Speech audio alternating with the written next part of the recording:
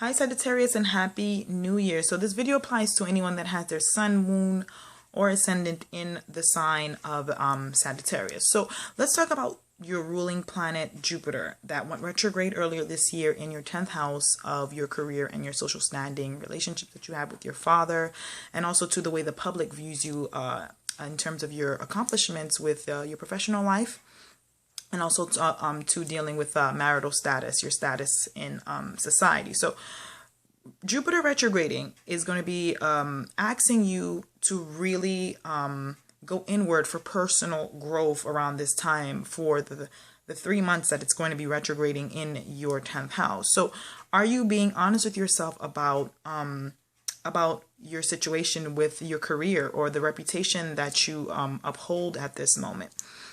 And at the same time that that your ruling planet is going to be going retrograde, Mars moved into your 12th house of the way you cope with things, the undoing, and your addictions. Mars is the planet of action, and it really gives you physical energy if you choose to use it to really focus and concentrate on certain areas of your coping skills. This also can give you a lot more time for meditation.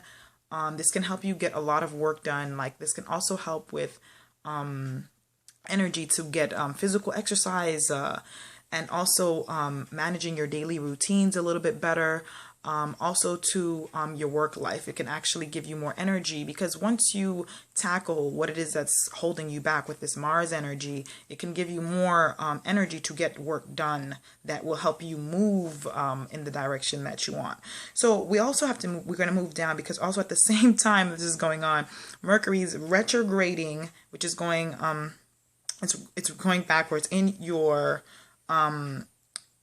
second house of your income and your self-worth and your material resources, things that you can hold, money that is yours. So you're reevaluating the way you make money and your self-worth, and you're also reorganizing certain things. This would be a really good energy for a lot of Sagittarius, is to reorganize their finances, revisit their finances. Situations from the past may also come up. You can also to revise certain things.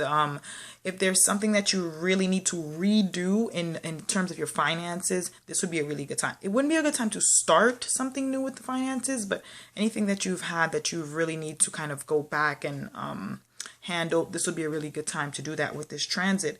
And then the new moon happened in your second house on the 9th. So 9th or 10th, depending on where you are.